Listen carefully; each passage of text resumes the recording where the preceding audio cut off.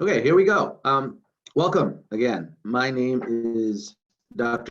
John Jactiani, and this is a discussion on marketing mix and delivering visions on place, the convenience in a convenience-driven economy. Takes shape and has relevance, especially for applied marketing when it relates to engineering disciplines as well as technology disciplines, okay? So very specific discussion that I have planned. And what I want to focus on to start with, to the onset, is talk about how we can relate these 4 Ps that we've discussed, the typical 4 Ps in marketing, price, promotion, product, and place, and combine it with the Cs, the 4 Cs, what I call the four Cs, and then describe how we can extend the marketing mix and change marketing practices, all right? So a great quote to start with here is, to be successful, you have to try just about anything and everything, measure results, and adjust your marketing to keep improving the value that you provide to customers. So marketing is about adjustments. It's constant change. It goes through constant change through all of the different cycles and depending on where you are in the product mix.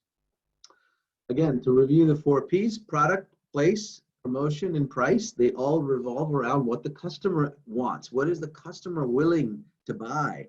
What price is the customer willing to buy? Where are the customers located? Where is the optimal market for these types of customers? How do we promote our products and services to customers, right? These are the decisions that marketers weigh in on based on a lot of research and analysis. Research of what? The marketplace, the competitive landscape. Obviously, our environment has changed in the last 2 weeks, and we can see that. This is a very interesting time, and perhaps a reinforcement question later in this discussion will be, how does the changing market affect some of the pre-existing marketing conditions that were in play, and how might they adjust even now? There are companies making money right now, even though it seems grim. But there are lots of companies projected to make good revenue because they happen to address a need that might be important to consumers, right? We can discuss that in a bit. So when we look at these 4 Ps, we are talking about, again, how does product, for example, the products that we market, the engineering products that we develop and design, how are they addressing benefits for the customer? Are they addressing benefits for the customer? What are the benefits? To understand the benefits, we have to understand where the customer struggles were, perhaps, where the need was, right? It's all about, it's a convenience-driven, we've discussed in the past that it's a convenience-driven market these days, right? People are willing to pay for convenience.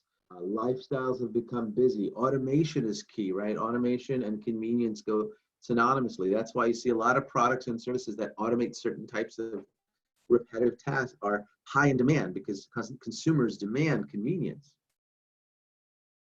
Of course, they demand all of this, but they don't want to pay a lot of money, right? What are the pricing decisions? Sometimes they're willing to pay if there's added value. They're willing to pay a premium, right? To determine what that is, it requires analysis, it requires thought, it requires planning, and then it requires execution, right? And the last thing here is consumers are accustomed to certain channels to hear information about the products and services that they're going to buy.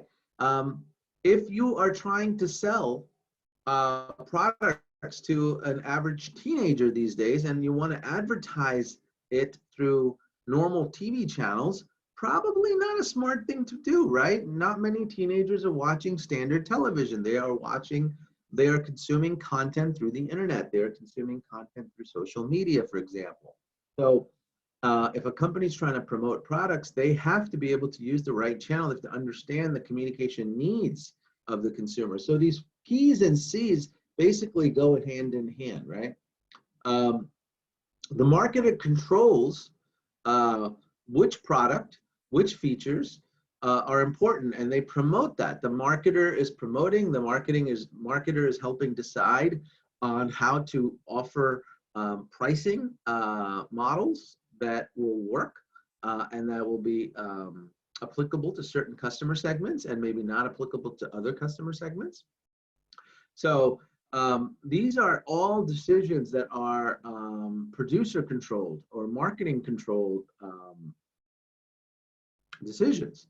Of course, they have to work with product designers. Of course, they have to work with management. Of course, they have to work with procurement and a lot of other departments. But the marketers help decide how sales is going to achieve their goals, right? Under what pretext are they going to achieve their goals? So these decisions are heavily influenced by marketing.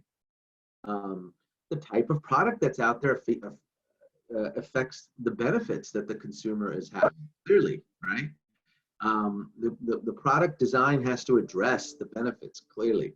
And where these products are available, how they're consumed is related to that second C that we talked about, convenience, right? How are customers going to buy these products? I mean, we've seen now in Advent, I was very surprised. I was at the airport the other day, long before this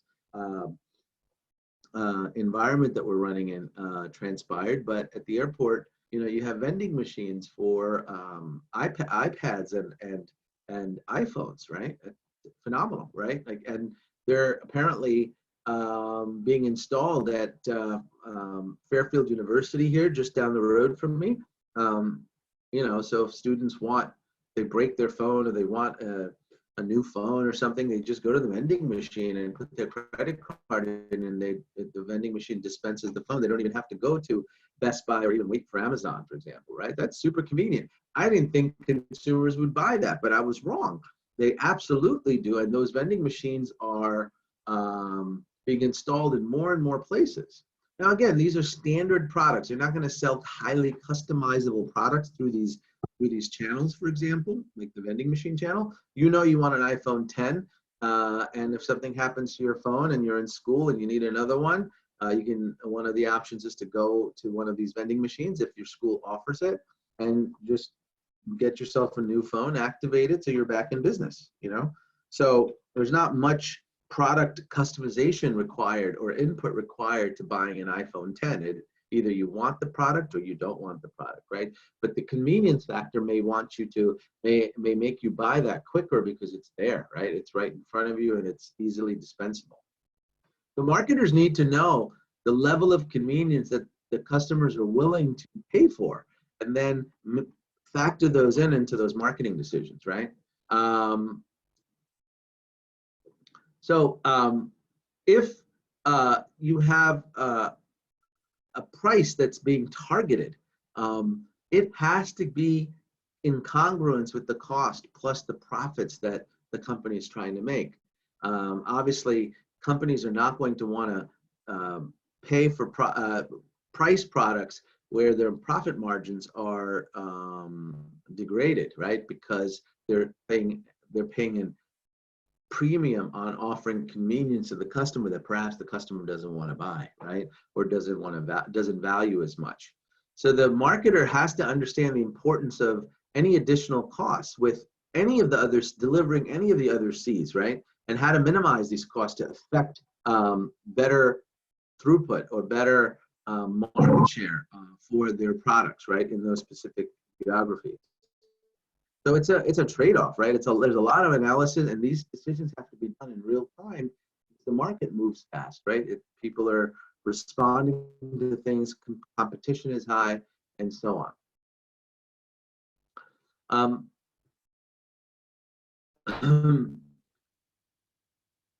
You know, when the iPhone was released, Steve Jobs and his team at Apple noticed that based on careful delivery of these 4 Ps that we're talking about, they can actually influence consumer behaviors. They had no idea or no guarantee that the consumer was going to take up on these smartphones that they were releasing, right? On the iPhones that they were being that was being released, right? Prior to the iPhone, the closest thing they had was the iPods, which was basically just a music or a media player, right? Um, and now they had to understand how consumer behavior will change, right? So the marketers at Apple and the marketers at other companies are constantly dealing with this C, right? I call it CB, consumer behavior or customer behavior, right? Because behavior of the consumer changes because of a variety of macro and micro variables, right? Again, the channels that they're consuming this information on, a variety of other factors, the social media connection, right? These multi-networked environments where communication is going back and forth rapidly from contacts, from friends, from Twitter, etc. All of these things start to impact behavior, and the marketer needs to understand where that behavior change can happen and how that change can happen, and they have to factor that in into those marketing decisions, right? Six Flags, I mean, this is something I grew up on, right? I was just reading an article over spring break about Six Flags and how it's nearly demolished. I mean, the company is terribly run. They missed the boat on many innovative ideas in amusement park history, so to speak. And there are other parks like Disney and others that are really putting a lot of pressure on these guys, right? They have to work hard, and I know there's a lot of management shifts. They kind of missed the boat on appealing to the changing needs of the consumer. The last time I went to Six Flags, it was filled with a bunch of teenagers, probably under 18, and just creating a huge mess. And they weren't even the park wasn't even ready to cater to their needs, like the menu items on the concession stands, the types of rides that they tend to like. I always felt that there was a mismatch just by observation, nothing else. I mean, to me, it was, I could see the writing on the wall, but then I read this article and that sort of confirmed it, right, for me. Consumers experience things, right? And that's the bottom line.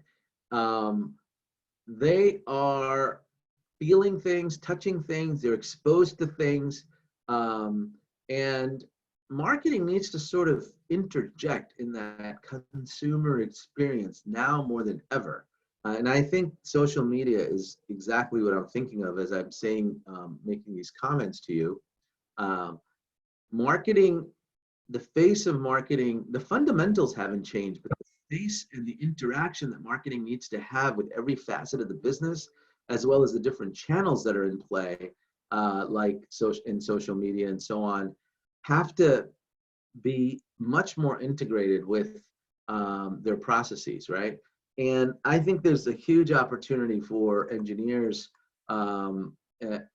to be able to supersede that and to actually help and maybe play a really amazingly lucrative role in marketing. There are lots of technical people going into marketing and helping marketing in these areas that they've never really had experience with before, and there's a lot of opportunity here for all of us and for people listening on this call. And if we think of technology, it's in the center of that, right? Technology is in the center of all of the next wave of marketing boom, right? The digital marketing age, right? Which we're already in. I mean, this is just as of a couple of years ago, right? Like you could see the proliferation. You've got, over half the world active internet users, right? This is amazing, right? Almost what, a third of the world have some sort of social media presence. This is incredible, and I would say this is going to grow, and it's going to grow now exponentially, even in this next 6 months as we deal with the pandemic, because it's forcing people to go online more than ever, right?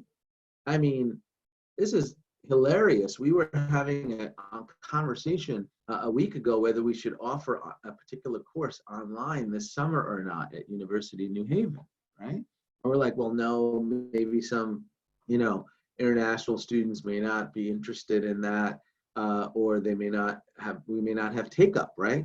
Guess what? We're all over online instantly. We had no choice, right? Right? With the discussions at the university, we were laughing about it in a faculty meeting earlier. There are no more discussions on whether we're going to go online. Every single course at New Haven and at every other place has gone online, right?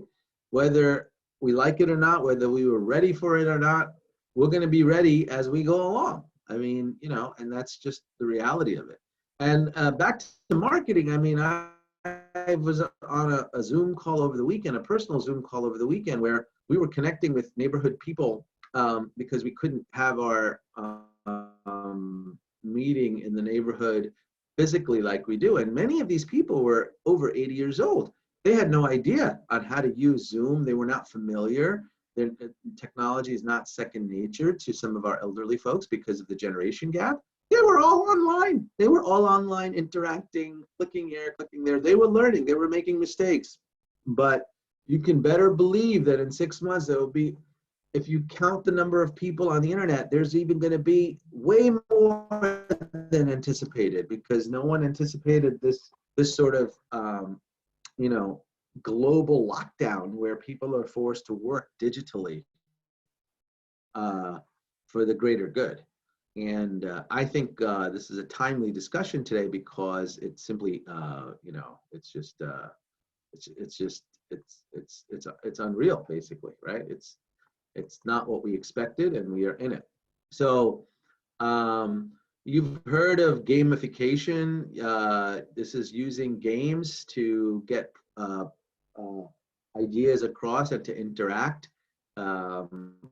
Crowdsourcing, using groups and individuals outside the organizations to gather information. Sometimes you've even heard the term crowd funding, where you're asking for investments and money, either donations to charitable organizations or charitable causes, or even maybe a startup that needs funding. There's opportunities.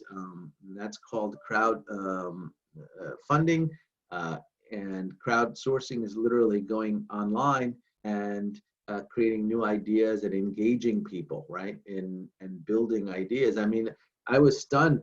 Movie producers are engaged in crowdsourcing all the time to gather information about what movies and what plots consumers might be interested in. What's the next Star Wars going to look like, or the next blah blah blah gonna, what's the next version of the James Bond movie? This information is being harvested using crowdsourcing, and the beauty of it is producers, by doing that, are going to gather information about generating movie content or entertainment content that is likely to sell the most, right? This is what consumer wants. So you ask them before you actually invest. And it's amazing stuff, right? It's just amazing stuff. Basically, that is a general overview. I am going to give you guys some application questions offline. You can work on them. Here's some of them I have posted here on this overview to give you an idea. If I were to ask you to pick a local restaurant, of course, before the grounding happened, to provide an example of the marketing mix, right? Or ask you to relate the marketing mix of a particular restaurant you like to the 4 C's that we learned. You should be able to do that, right? And that's the beauty of it. And I'll ask you those questions at a point. So let me pause here for a second. And the next what I want to talk about is how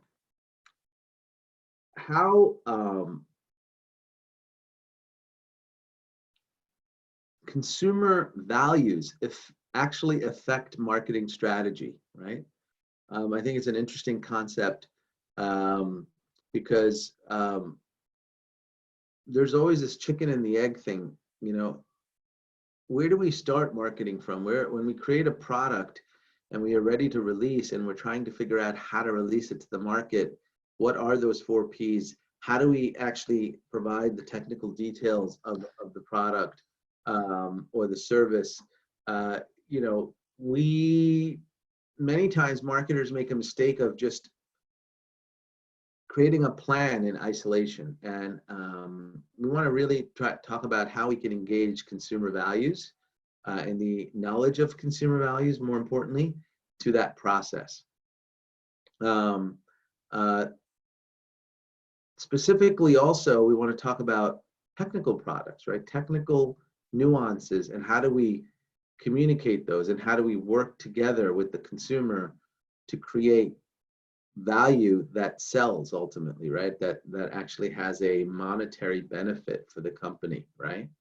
Assuming we're talking about for-profit or revenue generating organizations, for profit, not as opposed to non-for-profit, right? Or not for profit. Innovation and branding is something that also is worth giving a shout out for, right? So we look at any product out there, right? Pick your favorite product, right? That idea is what started that product. The product didn't just get conceived. Somebody had an idea, and they had an idea because there was a consumer looking for it. There was a pain point.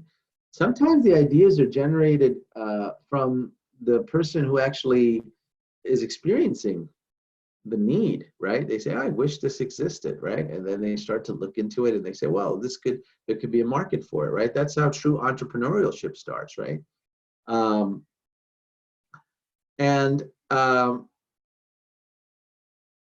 The idea here is, now that the product is out there, how can marketers understand its shelf life, right? How can we extend the shelf life? How can we make money and make profits, drive profits and maximize profits from the first consumer to the last consumer of that product before the product is retired? And also, how do we make that grow within that time frame? Are there different strategies, right? So marketers don't really care about the products. Engineers, for example, care about the products, right? The marketer's job is not to question the engineer or to redefine a product or to have any kind of other ulterior interest in the product. The marketer simply wants to make sure that they can elongate the life cycle of the product to the maximum benefit of the company, as well as make sure that the consumers are engaged with the product, that the product is serving needs, and that maximum benefit is being achieved, therefore, hopefully maximum profitability, right? And the hope here is that these products are satisfying needs in a way that no other competitor can. That's the dream of the marketer. That's what the marketers are focused on, right?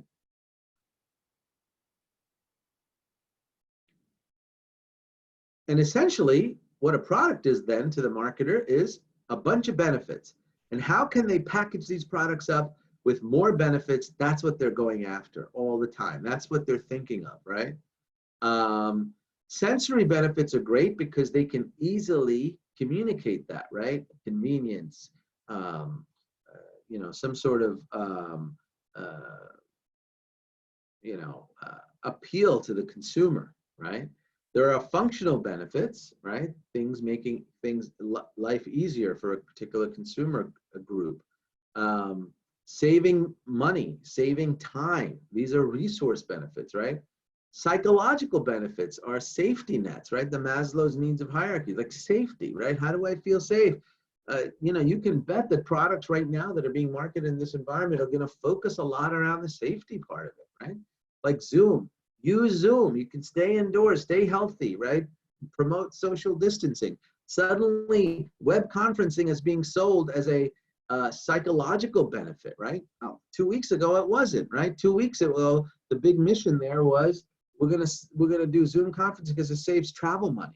No one wants to talk about travel money right now. Travel's out. We want to talk about health benefits of doing Zoom conferencing, right?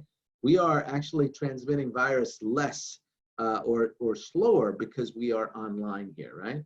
Yay, hooray, right? Let's sign up another 100,000 accounts on Zoom or WebEx or GoToMeeting or whatever your service that you like, right? So, and to do all of that, it's the core values, right? Marketers need to understand consumer core values, right? If they don't understand what's happening in the market, if they don't understand and they don't recognize that right now consumers are really looking for safety, right? And psychological appeal, there's a lot of anxiety, then marketers cannot obviously appeal to that, right? They have to understand that. They have to understand the changing dynamics, right? And the most important thing is people don't buy products, they buy benefits, right? That's what you're buying. That's what you're buying, right? You're buying benefits. You're not buying, like, for example, your students at UNH, you're not buying a degree. You're buying a degree that hopefully has some value to you later, maybe in a job search, in a promotion, in a way to get employment, etc. Right? There is a benefit, right? It's not just about you know,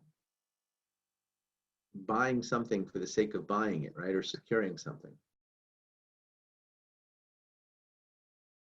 So if you look at products, you have the essential motivating benefit, which we call core, physical and tangible properties, right? That's the things that surround the core, right? The attributes, I would call it. And then extra attributes and features that are not part of the products that might lead into something, right? Example, fun, relaxing adventure, vacation. That's the core. You're buying a vacation. But you're actually buying a cruise. Well, cruises are cheap now, if they exist at all. They don't exist right now, but when they do, they're going to be really cheap to get people back into the cruise mode. And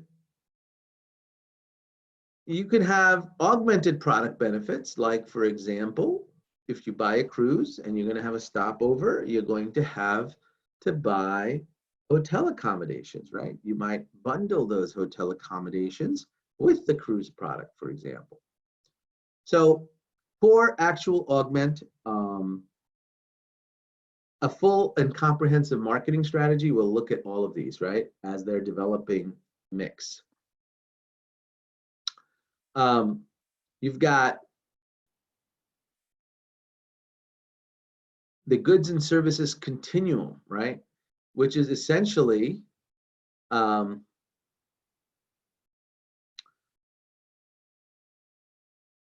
second.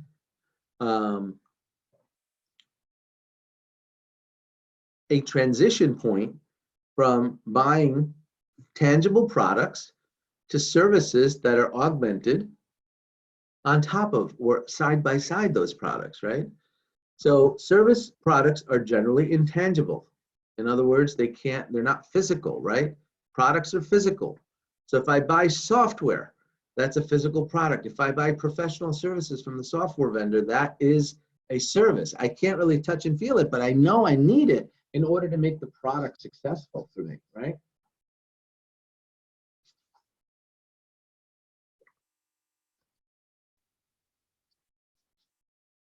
Innovation is the next thing I want to touch on, all right? What does it mean to be a new product, right? Innovation implies new, right? So what does it mean to be a new product? Well, let's just peel back and talk about innovation, right? Not all successful innovations are groundbreaking, right? They're not all revolutionary, right? Innovation is a process. It's a discipline, actually. It can be a learned discipline. But it's a way to improve products and its ability to deliver those primary or core benefits, right? If we take innovation and peel it down, there are two different types. Discontinuous, where you're talking about large jumps in products and benefits delivering abilities, like that whole transition to smartphone, that was huge, right? Or when the computer came out, right? And then you have continuous innovations, which are smaller incremental improvements of products and benefit delivering abilities, right? So an improvement to the iPhone's camera, right?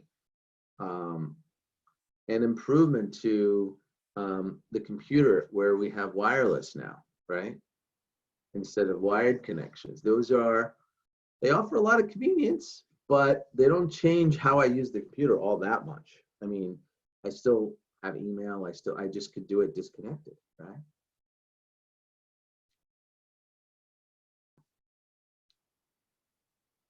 And the new product development process is a whole separate discipline. There's tons of information and academia on this. In fact, I used to teach a new product development and entrepreneurial class as well. But I've bundled some of my thoughts into this session as an overview.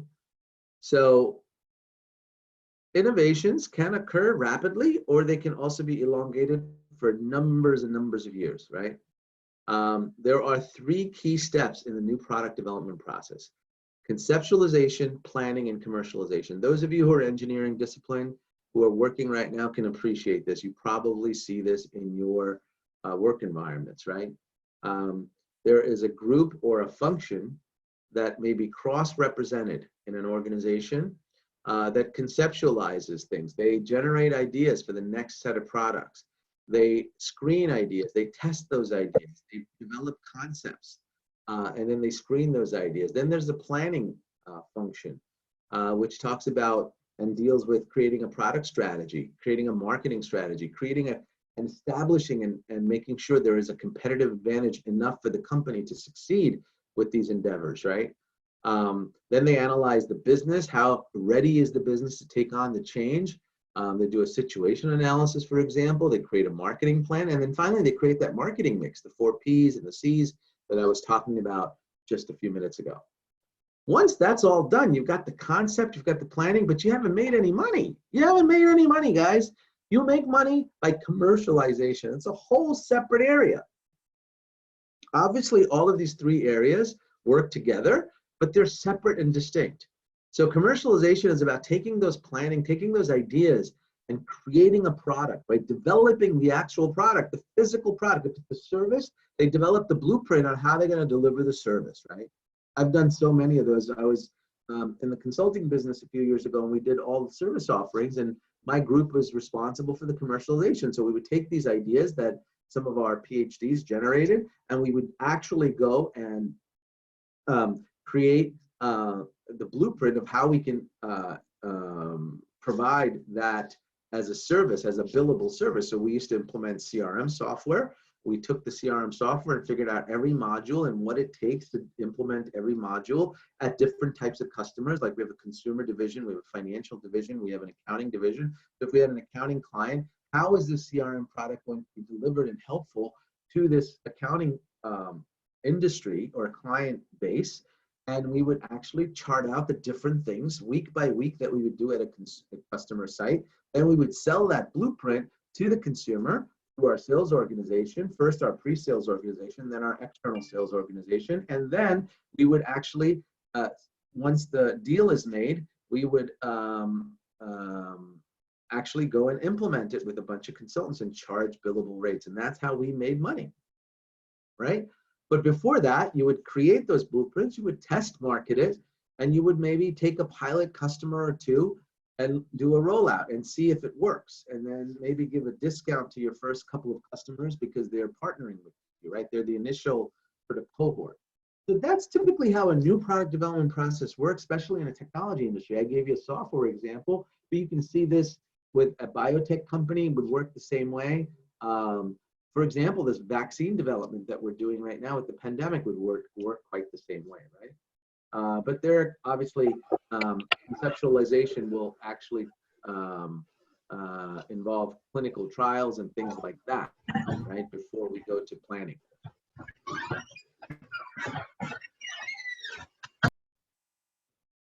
All right, so we talked about these key ideas here. Let's see, now I want to talk about products life cycle, all right?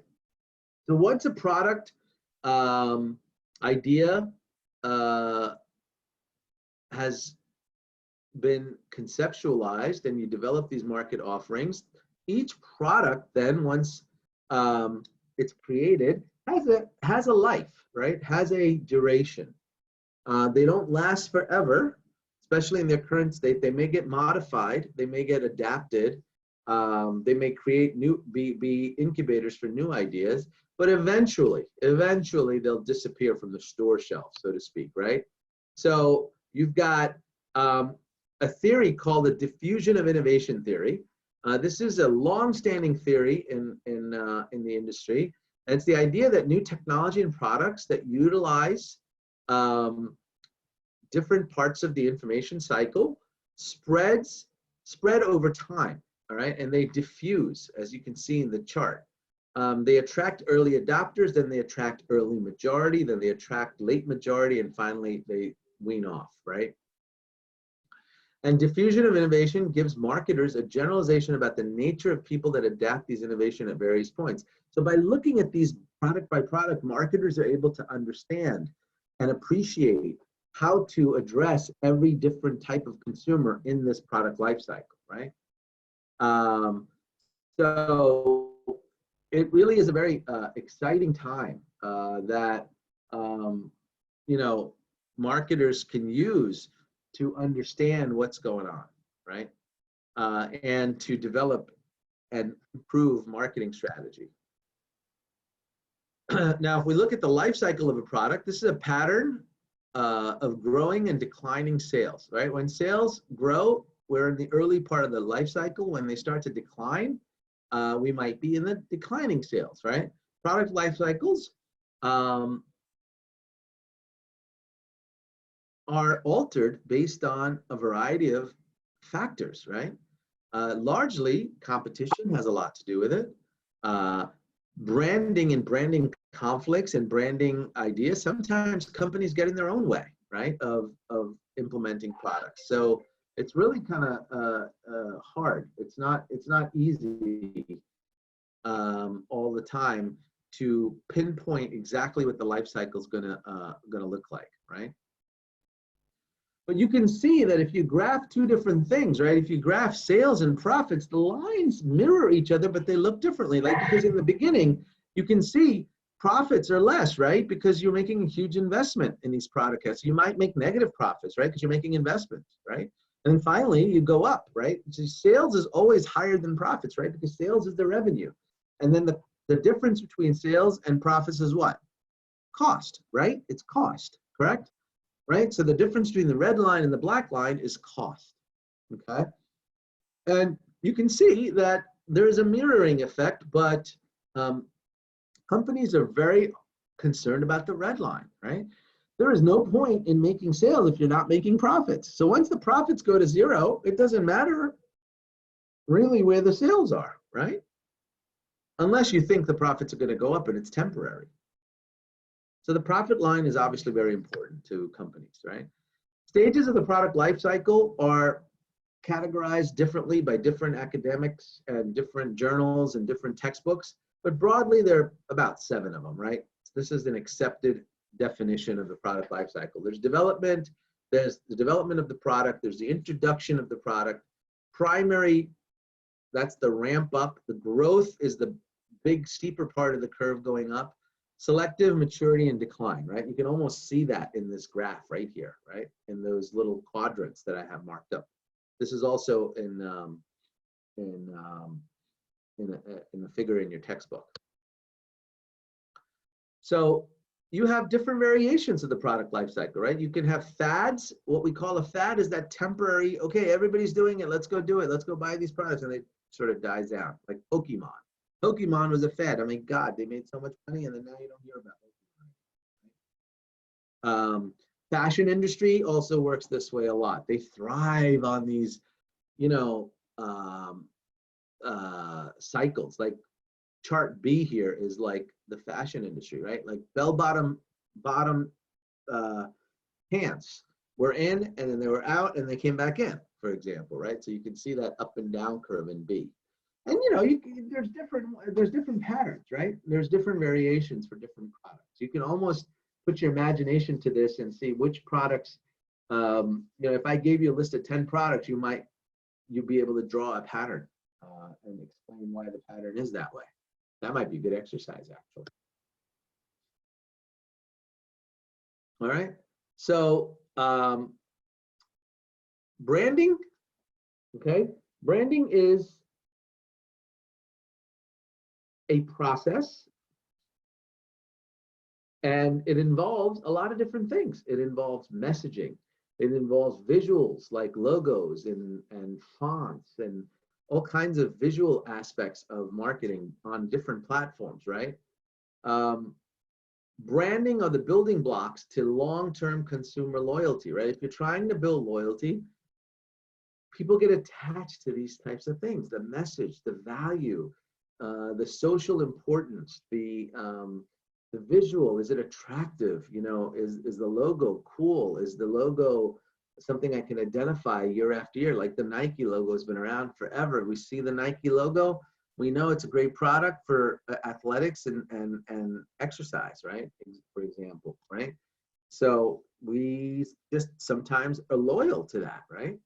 I happen not to be, I'm not, but most of the market evaluates a lot around brand, right? And the presence of a brand can convey a lot of benefits, right? For consumers largely, but also for marketers, right? Marketers want to take a good brand and equate things, right? They want to extend that brand equity to other products, but sometimes if they overdo it, they can clash, right? You can do brand extension by that token, right? Placing the brand name on multiple products, right? We see examples of this all the time, sometimes to the nth level, right? You know, it's an interesting area. It's a whole separate part of marketing, not something that is extremely of the highest value to engineering or technology folks who are working with marketing. I mean, this is largely a marketing function. We can always have inputs as the technologists behind the scenes, but this is, you know, a whole separate area of marketing really than the other areas that we've been talking about.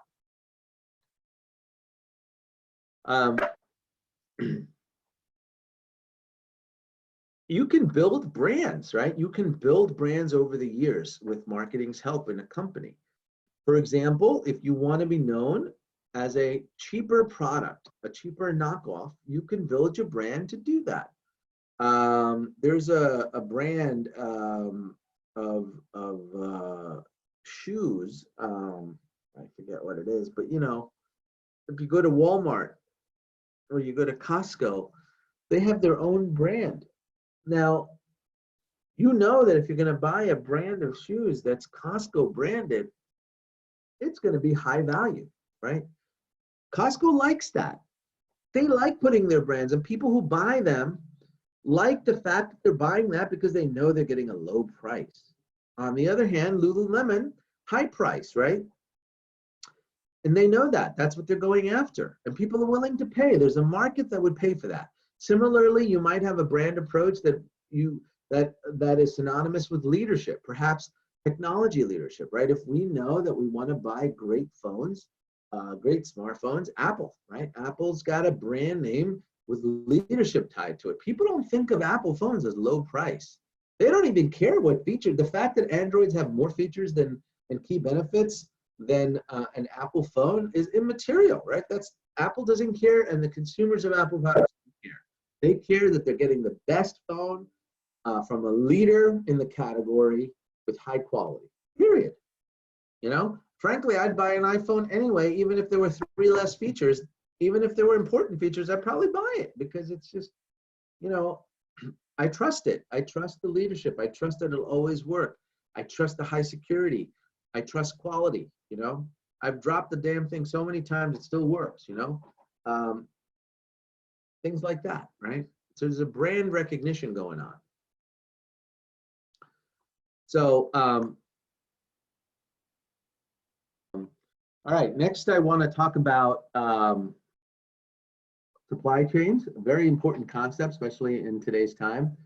How the supply chains move and how retail selection strategy affects how and when certain brands are available of a particular product or a set of products, and the conflict between the power that certain strong distributors have over the supply chain, like a Walmart, for example, right?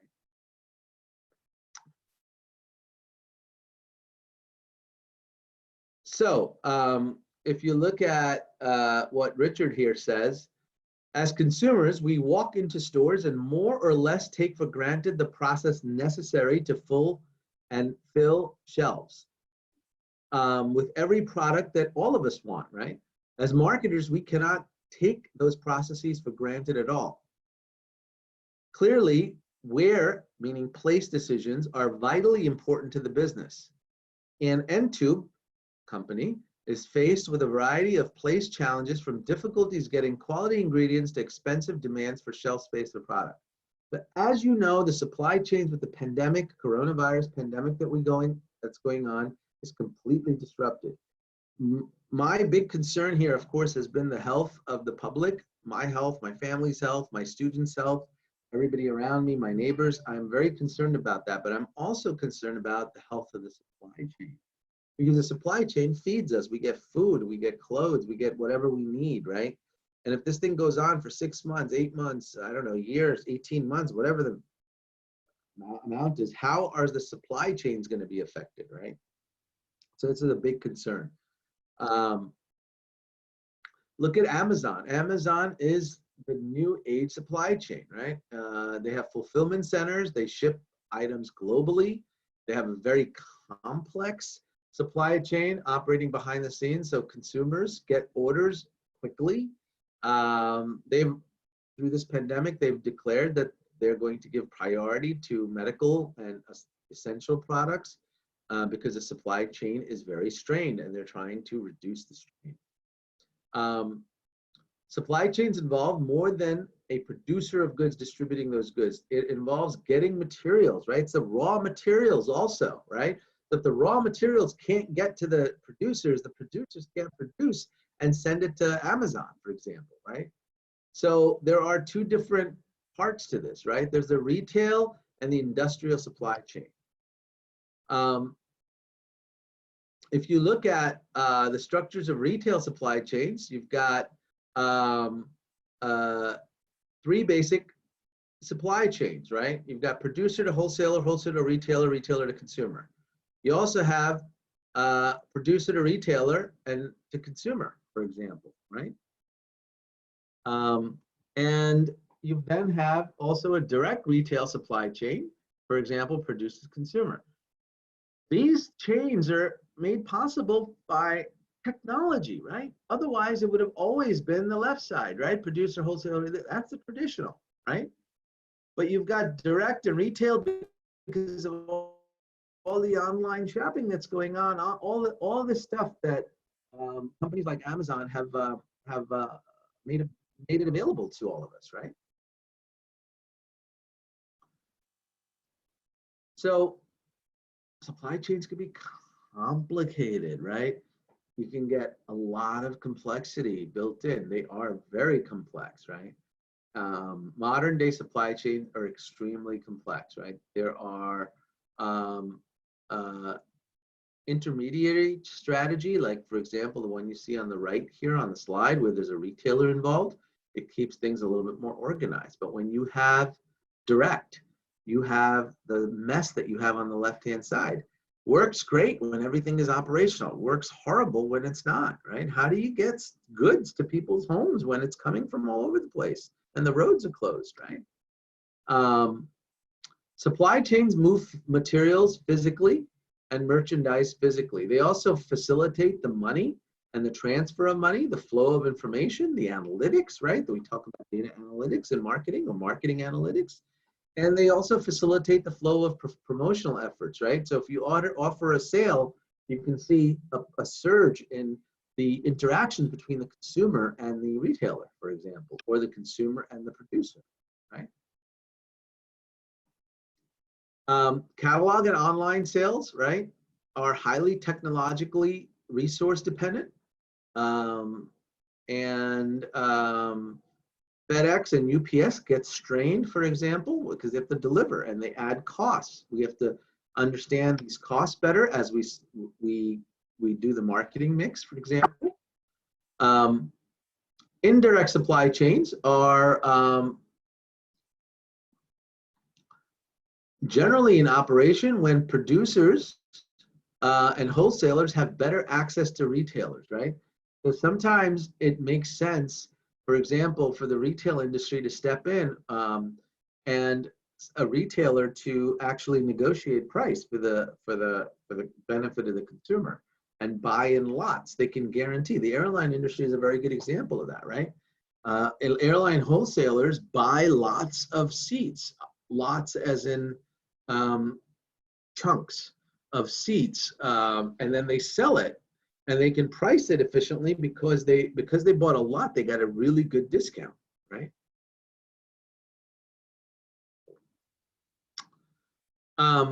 Distribution is a very important part of supply chain management, right? Intensity refers to the level of availability of that product or service, right?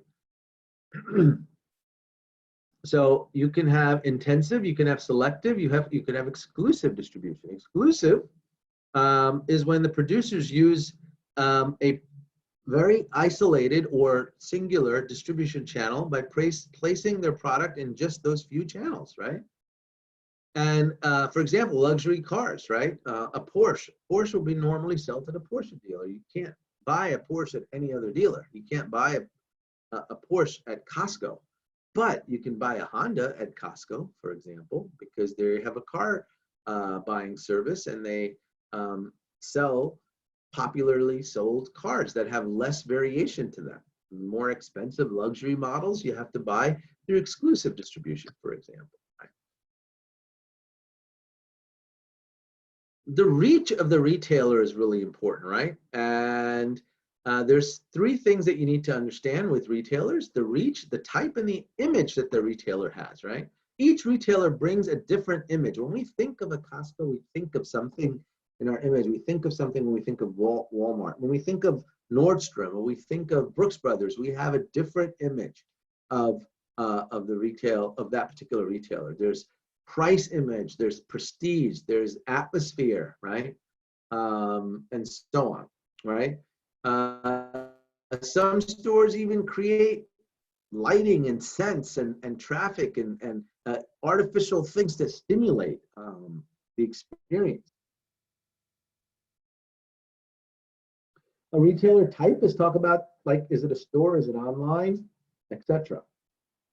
And the reach of the retailer obviously is very evident or obvious by the type.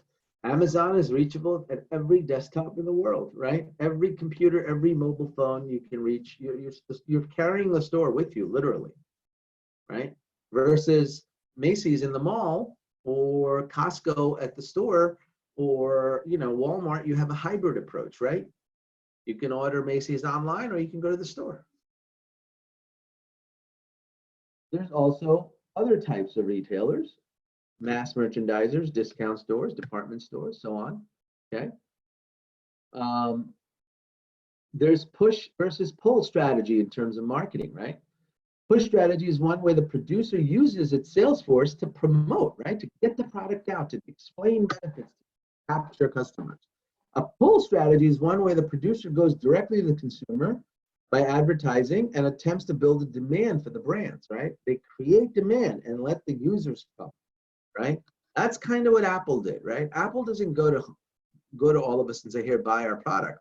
They've generated such interest that we are looking for the next Apple release. They don't have to do much. They just release the product and the orders start selling, right? So they're doing a pull strategy when they're doing that, right? So it's important to understand different strategies here because they're used for different purposes, and they have more upfront costs, for example, in the pull strategy, but then less ongoing transactional costs, right? I mean, how much does Apple really spend on gaining its next iPhone customer? Probably very little. But man, how much does a GM car dealer spend? How much time and money does it spend to close the next car deal? A lot, right? They got to call up the consumers, bring them into the store, try to convince them that the GM car is better for them than another model, et cetera, and so on, right?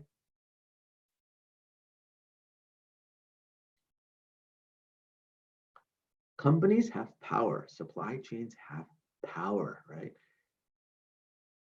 Walmart, you might have heard, has incredible power over their vendors, right? They can twist them around and shuff them around and basically make them do anything they want, or close to anything they want, because when Walmart buys, it's huge, right? Huge quantities. Even Nike, in the example I have here, they might pressure a small local running store to accept larger and less frequent delivery of shoes in order to push inventory carrying costs onto the retailer by threatening not to sell new products to the retailer. They might say, you got to buy 100 shoes from us every month, otherwise you have to wait 3 months for delivery or something like that. Make it really hard. And because it's Nike, what reputable exercise store or a running store will not agree to that? They'll all agree they need to sell Nike products because Nike brings consumers in the door. They have a lot of power because of their brand, right? They can also have, on a positive side, reward power. Nike may offer Dick's Sporting Goods promotional assistance, reduce pricing, or other incentive to persuade Dick's to cooperate, right? It depends on what the market cycle looks like. Do they need to push or pull, right? Technology and the arbitrage and the globalization has really put a lot of power in marketers' hands, right? A lot of power to influence supply chains. Technology offers the capability to capture and analyze data quickly. So everybody knows what everybody's buying and what the need is going to be.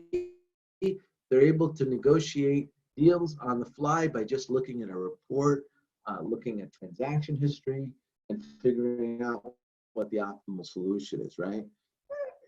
Unreal. Like 20, 30 years ago, this was guesswork. Now it's instant.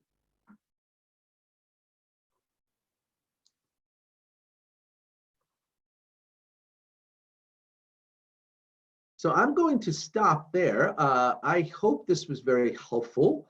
We talked about a lot of different things today. Please review this video at your leisure again, so you can go through it a little bit slowly if there were questions. I want to thank you for listening to this video. And if you hold on a second, I will complete this and come back to questions and answers.